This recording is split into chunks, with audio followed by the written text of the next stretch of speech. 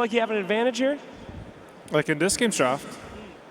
Yeah, probably, yeah. No, I think we're pretty happy with our draft. Honestly, game one, I think the game didn't look that good, but I think a lot of it was we just gave them 4 bounty runes, so it's hard to like draw conclusions after games like that. So hopefully this one's better. Absolutely. You heard it here from TI Winner. Once you lose 4 bounty runes, it's cooked. There's nothing you can do. Absolutely over. Okay, we got some iconic heroes, though. The crit, Hoodwink, can't get better. But then you also have some other iconic heroes. DMs, Enigma, pretty scary stuff. Why'd you guys decide to let that one through? I mean, as you said, like they have a lot of heroes. You have DM who has some like Phoenix Enigma. No one has some like Puck, Invoker, Queen. Like there's just a lot of heroes who ban versus this team and versus us, I guess. So you got to pick what you play against, and we want to play versus Enigma. Absolutely. All right. Well, we're getting into that second game, excuse me, here today. I have to ask this question to you, sir. Will you be going to the grand finals? Will we see a game 3? I hope so. You hope so. Tell me you fucking know so. Look at that camera and tell me you know so. I know so. I know so! Let's get into it.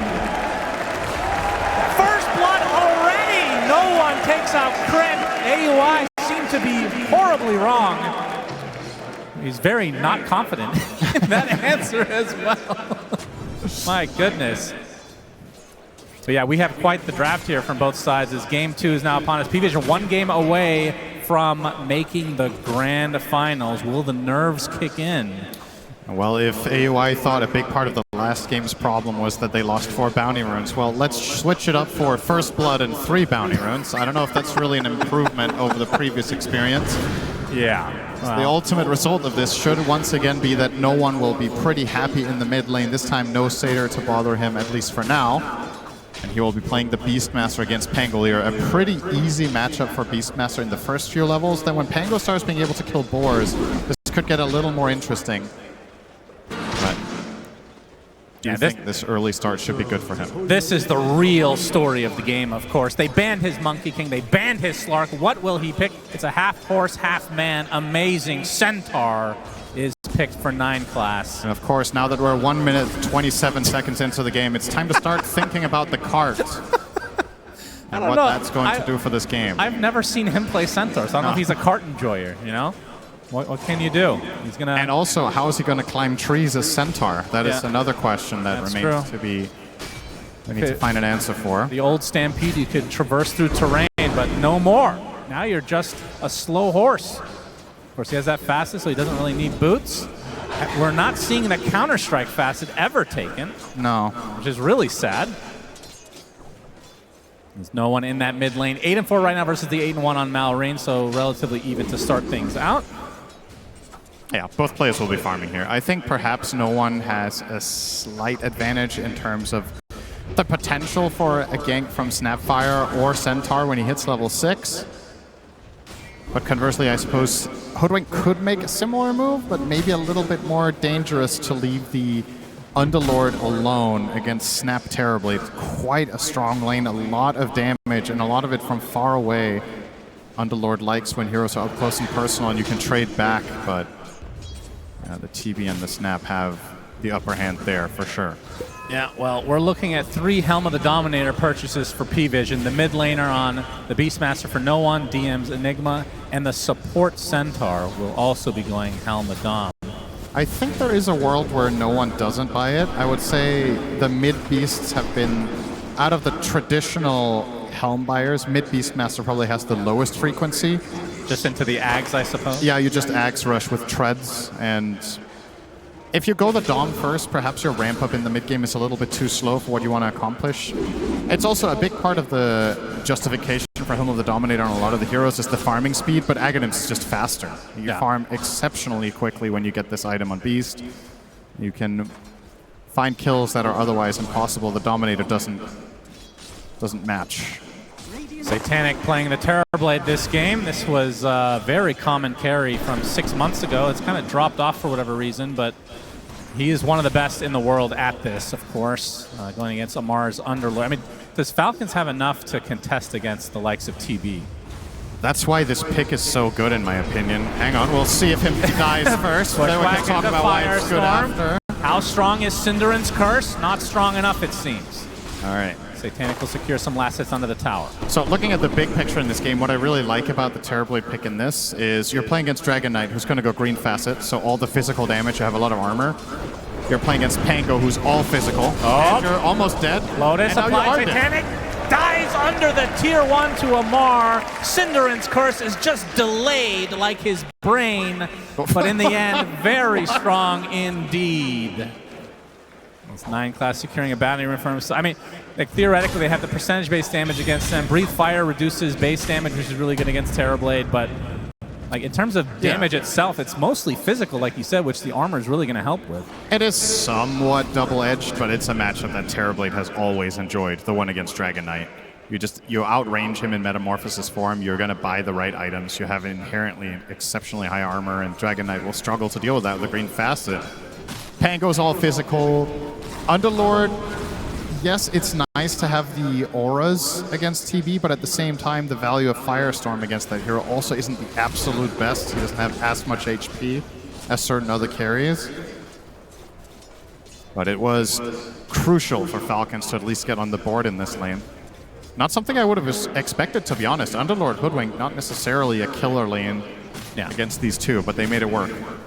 Mid lane's still pretty close. As we're getting close to that 6-minute power rune, we'll see if the supports end up coming about. As you can see, 9 class on that Centaur. Close by, snaking. Getting some vision ahead of time. 9 class still level 2, has the Hoof Stomp double edge. As Malrine already using the Swashbuckle. We'll see if they force the issue. No one with the Primal Roar available. Shield Crash used as well. And it's bottom. Looks like Amar's the one in trouble. Satanic has the Metamorphosis activated, and this is 3 members of PVISION going to bring Amar down. No one gets off the roar just in time, but there's not going to be any backup to try to go on top of Malrine. Instead, the Rolling Thunder will be completely free to rain right on top of no one's corpse. You will also get the rune as an added benefit. This was a really nice timed rotation from the side of Falcons. Nothing comes for free, though, with Amar dying, but probably happy to get the rune and get their Pango on the board first here. Considering, in spite of that kill, no one is still 500 ahead of the Pango. Kind of crazy when you think about it. 19 denies on the Beastmaster as well, putting on a clinic in the mid lane. Now the invasion. Yeah, this is pretty important. 9 class really needs these levels. No one comes and takes most of the creeps with the wild axes. Snake King taking over a boar for some extra vision here. And this is a 7-minute move. Test and get this wisdom. This will be a level 3 Centaur minute 7. Yes, he is hurting big time. 5 seconds to come. Snake King onto the high ground. Will get the vision needed. 9 class absolutely cannot stand here. He's going to get bushwhacked. Gets off the hoof stomp, but dies shortly after. So Snake King takes the shrine, and Amar gets the other. So something the Falcons desperately need as they try to stay alive in this series. This is one of those big differences. We're probably going to be talking about it more as this game progresses. Having 9 class off of those slippery heroes and onto a Centaur opens up new avenues for Falcons that they didn't have in the previous game, and that other teams haven't really found versus PVISION in previous series either. He's always been slippery and hard to deal with. Yep, we got the hoof stomp with the help from the Cookie. Little Shredder doing some work as well. Amar trying to get away, but the blocks are too strong. But the TPs are coming for Falcons. It looks like this will break things up as Amar gets away with just a little bit of HP. Mission They failed. do spot it, so it's up, wasting a TP in the end. Dragon form popped up top. This is a very strong timing for any Dragon Knight carry lineup. Level 6 together with Chen, a classic pairing of heroes. We've seen this for 15 years. Roar from no one. Arcane Rune taken afterwards as crit slowed to a high degree, and you will be getting away with the scurry. This tower's gone up top. No surprises there. Indeed. Much better start for Falcons to this game than the previous one. Still, the writing on the wall is more than likely, should this game go the distance, than PVISION's lineup with Enigma, Terrorblade, and Beastmaster insane in the late game. And you don't have solutions once again for the BKB Black Holes.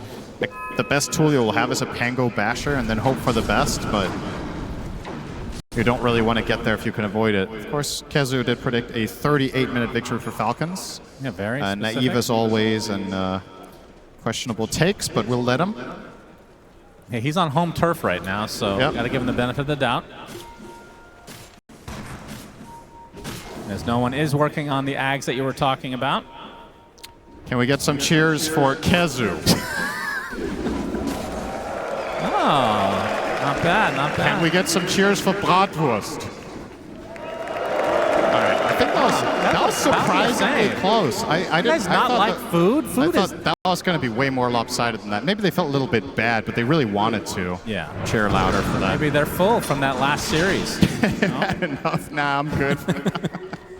Early 1K lead for the Falcons side. DM now level 6 in that black hole. And Skeeter. Blink Dagger is going to be the first item for him, and it's actually really close. Looks like they want to really push the envelope. Try to get ultra aggressive to start this game. Yeah, it's going to be interesting to see when Falcons truly kick it into gear here. With this early defusal and Chen working on drum, perhaps that is when you're trying to collapse. You're also 100 gold away from DK's Blink. Classic build here from Skitter on the carry DK, even in phases when other teams were playing carry Dragon Knight more greedy with an early farming item. Skitter was generally leaning on this dagger and trying to take map control, and it really plays into the overall read that we have on Falcons as a team, which is they utilize Skitter a lot more aggressively rather than as a true position 1 in many of their games. However, in this one, maybe DK has to get really big. I'm not sure if Pango and Underlord can really output enough down the stretch. Yeah, I have to say, the Underlord, I mean, not that this is an Underlord carry, but it is Amar playing the Underlord, so it feels like it will end up being an Underlord. It has been a bit underwhelming, but they will get that tier 1 tower.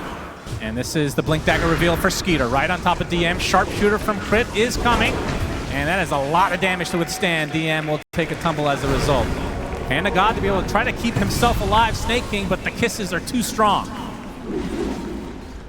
So some sort of a trade for PVISION, but definitely favoring Falcons this time around. Yep, another tower and a core for support trade. Defusal online for Malrine as well, so... Yep. If only someone had told you that 2 minutes ago when it was even more impressive. I mentioned the Blink Dagger, you didn't listen as well, so that is tied for this it's a game. draw for now. Keep it up. I think you're just...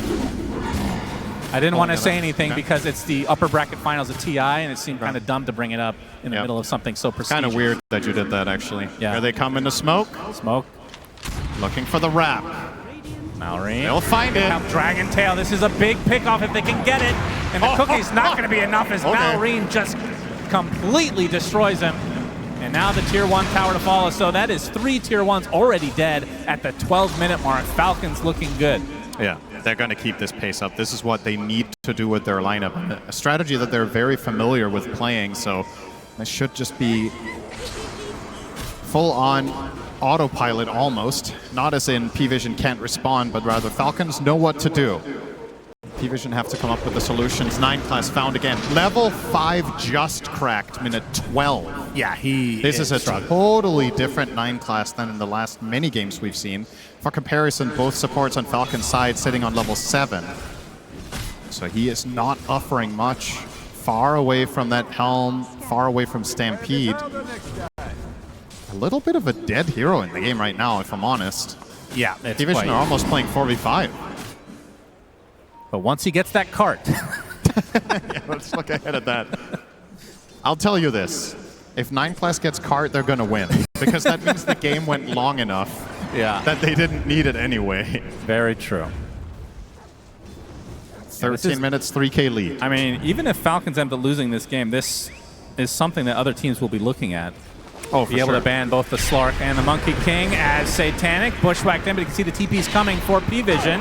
Sharpshooter does a lot of damage, but it's not quite enough.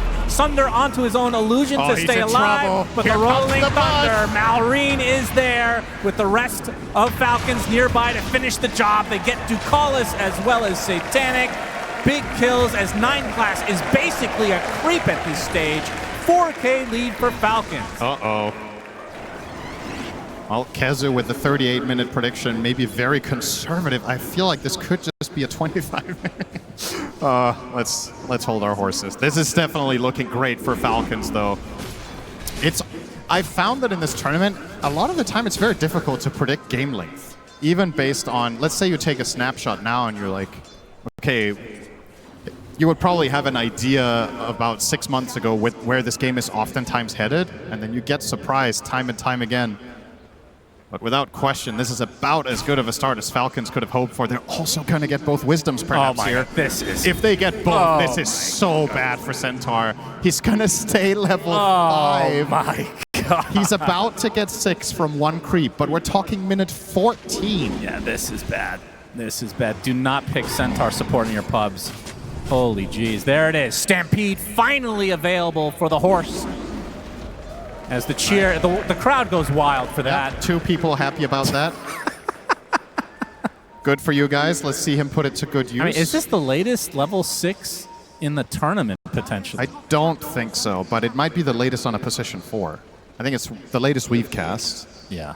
But yeah, sometimes 5s just have a terrible game where they get run over in lane and they don't really recover. I mean, he's position 7 in this game, it feels like, so far. And we'll see if he can catch up, though. Wow, not even 6. No, we skipped a level there. Okay. He's still going for the Helm of the Dominator. I mean, that certainly what are you is a way to going to do when you have Crown and Helm of Iron Will? You're going to change your build? Yeah, true. He's already committed quite a while ago. At this point. Although it would be cool to see him say screw it and go armlet. That would be, honestly, that would be one of the least surprising players to do it with a 9 class. If only he was playing the Terrorblade in this case. Yeah, 9 class. He's going to get jumped by Skeeter. See, well, waiting for the Stampede, but the Dragon Tail comes first. 9 class. He will be using the Stampede. They're going to try to turn this right around with the Black Hole available, but the Fiend's Gate comes out. Mortimer's Kisses with the Black Hole right on top. They get the DK. Looks like they will find 9 class in the end, but at what cost exactly? DM's going to get the cookie to stay away. You'll be perfectly safe, so the position 7 Centaur taken out in replacement for the position 1 Dragon Knight. That did force both Black Hole and Stampede and Roar, though. Yeah, so that a means lot Falcons. of opportunity. Nice Midnight Pulse instantly there from DM to stop the Bushwhack. Nice little detail. Enigma obviously having that reliable counterplay to Hoodwink. And if nothing else for the side of PVISION, aside from the trade itself, Satanic gets a little bit of breathing room. But this is going to cost them. Here comes the Zoo. Yeah, no Black Hole, no Mortimers. That means Roche for free for Falcons.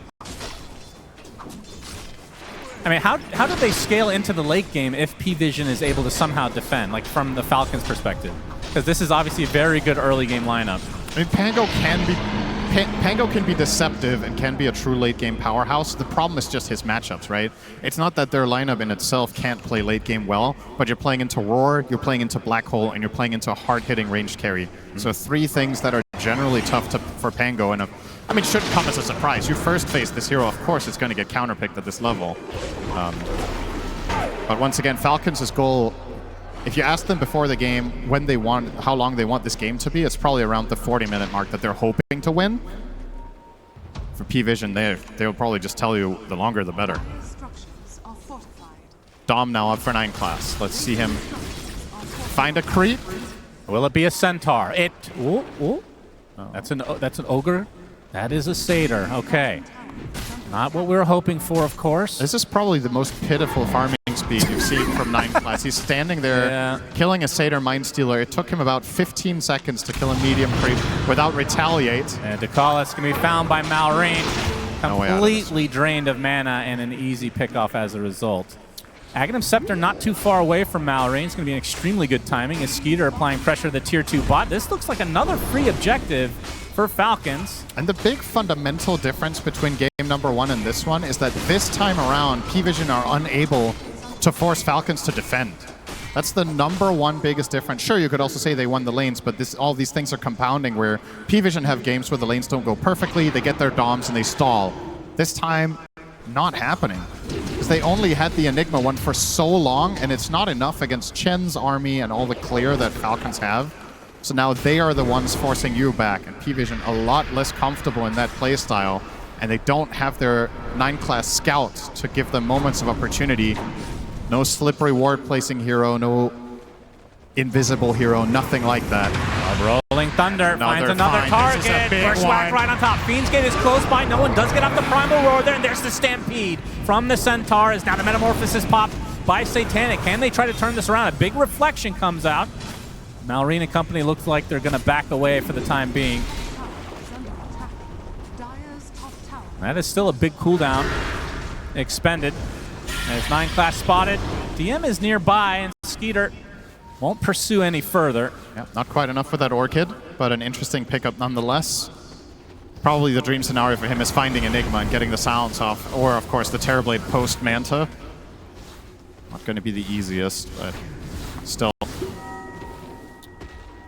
Another tempo item, if you will, right? Going Blink Orchid on DK, you can't really play much faster than that. It's telling a clear story about what Falcons are trying to do, whereas PVISION just, once again, buying that time. Yeah, Enigma's that was Itemization also playing into that with the early Crimson. Was quite a good delay from PVISION, cutting out some of the time of this Yep. Aegis is now they scan out, but the TP looks to be successful. Malrine, no basher. Only 200 away from that Ags. And only 2 minutes left on the Aegis. I mean, when they picked up this Aegis, how many buildings do you think that they were expecting to take? I think they were hoping to take at least 2 tier 2s. But Still in the realm of possibility. The 20-minute mark is close as well, so they'll likely use this advantage to be able to take the Tormentor. And they would love to get the Chen one in this game. You just want stronger and bigger creeps. The Hoodwink already bought her own, so it's between the Chen. I guess Pango is also okay, but once again, not the most obvious value game, given that there's 2 BKB piercing abilities. Yeah. Class has to use the Stampede, but he gets Dragon-tailed. Cookie to follow. And the Orchid used from Skeeter, attempting the TP. Bushwhack will connect. This will be the death of the Centaur. And we can see on the Tormentor side, Amar will be going to town. And it will be snaking, so Ancients at his disposal. The Ripper's Lash on Chen with 12 skeletons is just something else. Yeah. And crazy. looks like they will get that second tier 2 as the Aegis 40 seconds away. DM thinking about this Wisdom. Let's see if Amar calls the bluff here. I think he's a little bit uncertain about whether he can get away with it, but okay, well, with DM TPing out, this plays itself. We're going to have the 1-for-1 trade. You'd say that, yeah. You were correct. Good job. I do indeed say that. Thank you for listening. Well, 9 class going for a Blink Dagger next, so actually not anything too crazy. I was expecting some big switch-ups here from the position 4 Centaur. Still obviously a ways away. I mean, he went for a full Hoof Stomp double edge build, so his farm is completely dependent on just double edging creeps and using the Helm of the Dom. I mean, there is surely no other build this game than Blink Ags, right? No joke. What else are you really buying here? Your Enigma is buying the auras that you need. Your job is to try to save people that get Dragon-tailed. Most likely later in the game. Be there for your Terrorblade, drive him into the fight, and let him attack freely. However, when you're playing Support Centaur and you go Ags, you don't have those tankiness items. So when you run in on it as a workhorse, you might just get killed almost instantly. So that's a little bit tricky.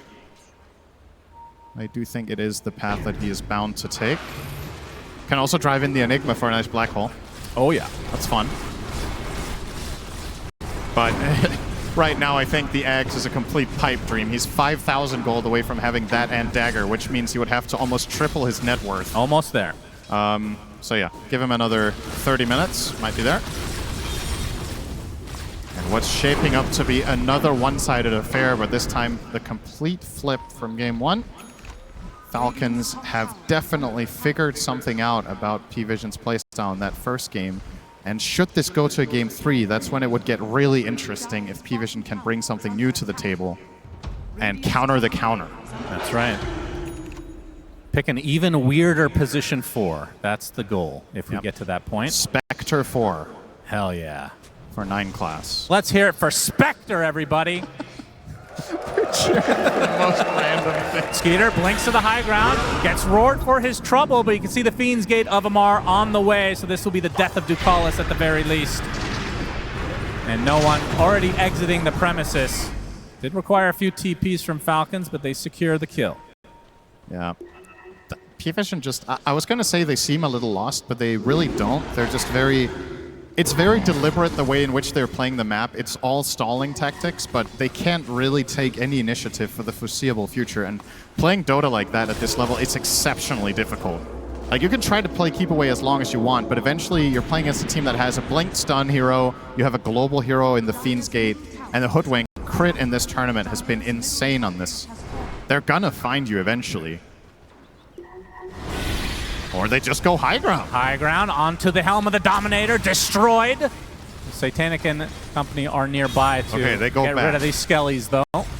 I mean, that is one thing, is PVISION have very good high ground defense, and they can kill creeps extremely quickly. I mean, no one just alone could do that. Obviously wasn't even needed for that. Yep.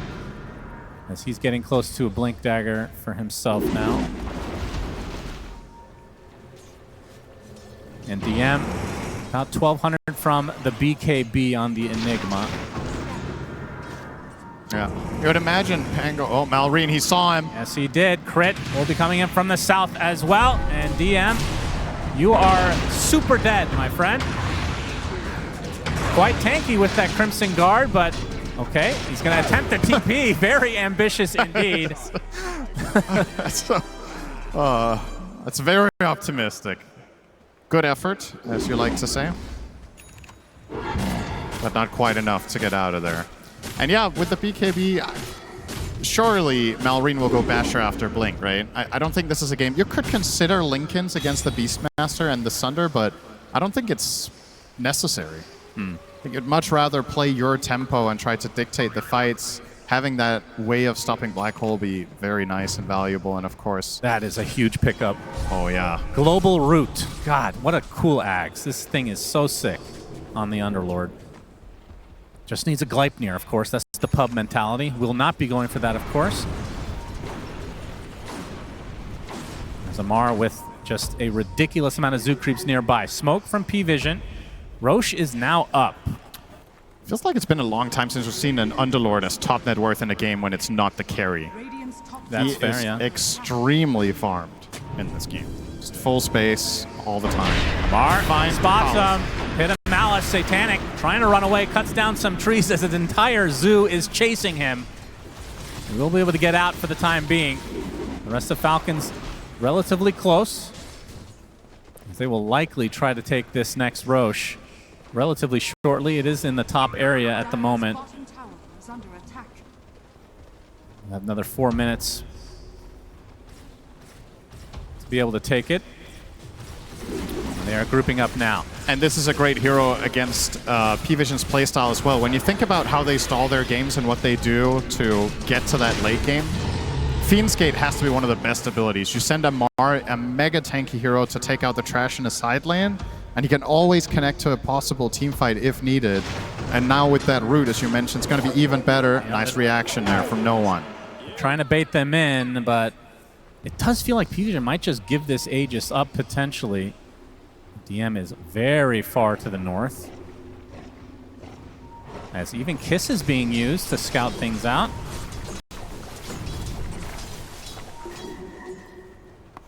As Falcons still not feeling confident to be able to take Roche. They want to find a pick instead. Against the Enigma. Skitter's just going to run in. Yes, he is. Malrine, he gets Malefice to start things out. And they're going to be able to get the silence on this Enigma DM. Stampede. He is all alone right now. See if he goes for a black hole play. Probably not, as Malrine finally gets the connection. It takes such a long time. It's even a creep helping out with the Congregations of the Deep, and the Swashbuckle finishes the job. So 45 seconds, not having to worry about DM. Technically does have buyback, but at this stage of the game, unlikely to see it. Now Falcons do have to worry a bit about this bot lane if you go for Roche.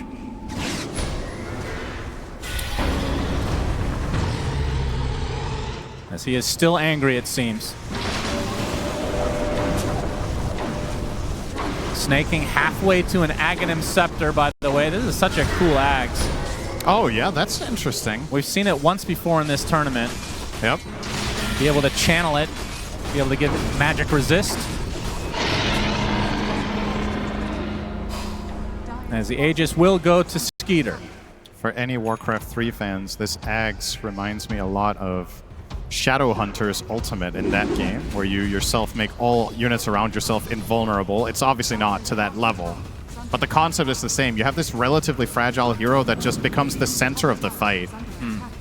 And yeah, curious to see if Snaking gets there, if that will be a very noticeable difference. But yeah, making all allied units debuff immune with 60% magic resist.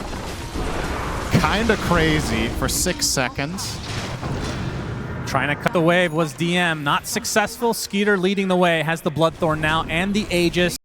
Roche banner placed. And this is where PVISION have to make some serious decisions on their defense. Nice Manta Nice dodge. Manta for Satanic. Dragontail completely dodged. As the Rolling Thunder comes in right on top of Satanic with the roar used on Malrine. The Force Star's going to keep it safe. It's a double black hole with the Mortimers from above. Do they have the damage? The BKBs mitigate most of it though. And now PVISION on the retreat. Big Swashbuckler coming in from Malrine with the shield crash to follow. No one is dead just outside his base. Satanic drops as well along with DM. That is 4 dead for PVISION. Only 2 buybacks available. A full team wipe. Falcons lose nothing. They still have Aegis for 3.5, and these buildings will absolutely melt. It's a completely similar fashion to game 1, just for the other team. PVISION, they don't have the damage. They're getting a 2-hero black hole, they're getting the roar off, they're using Snap Ult, Terrorblade meta, and Falcons just shrug it off. And they're going to go straight for the Megas. And they just don't care. Likely the final fortification of the game. These creeps do not give a shit about that though. As the buyback comes out from no one. Of course, there's no black hole once DM is back up and running. Another 100 seconds away. This is surely going to be mega creeps. And indeed, 30 minutes in the game, Falcons with megas. And there it is, the Chen eggs ready to make a big difference after the game is basically won for the side of Falcons. Can do a little bit of a celebratory dance in the end if he wants to, as now the items just come raining in. Full Shiva's guard for Amar. Can DK almost has PVISION Lincolns. Can PVISION hold on for 8 more minutes so Kezu can be correct? Will it happen? Big smoke though. 20 seconds. This would be a dieback for no one. He pops the BKB, trying to retreat, gets off the Primal Roar. Looks like he's fine, although Malrine has something to say about that. There's the cart from 9 class. Huge plays from him using nothing. Nobody's in the cart. No one. He dies right outside of the cart. Truly unfortunate for the position 7 Centaur. 2 dead for PVISION, and now Falcons looking to end the game. Satanic calls GG, and that's going to mean game 3 on the way. And 9 class is going to be upset with that last fight.